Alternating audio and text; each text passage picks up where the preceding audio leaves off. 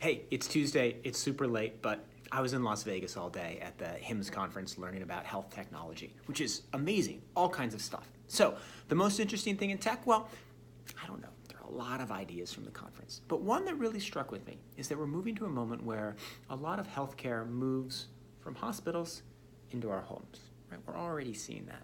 We have really good data we get in our wearable devices. Can make decisions based on that kind of data, but we're going to get way more, right? We'll be wearing sensors on our chests that will tell us about irregularities in our heartbeat, maybe lead to more preventive care in very good ways. But there's some really interesting implications, and I just want to talk about a couple of them. One is, well, what does this do to hospitals? What if we don't actually have to go to the hospital quite as often because we have so much data about how we're doing? We really know when we're sick, and there aren't nearly as many false positives. That's going to be interesting, and it's going to have a big effect on hospitals and how they work and how they function and how many actually even exist.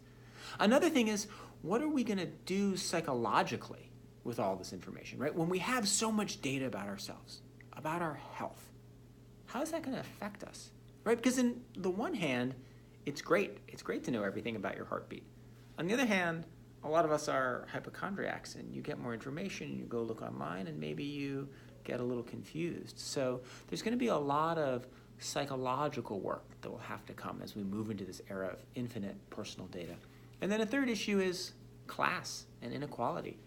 What happens if everybody who's affluent has really good sensors and really great personalized medicine and infinite information about their health?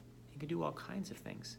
But people who aren't affluent don't have those. Well, that worsens inequality, which is, of course, one of the worst things in our world today that drives apart democracies and societies.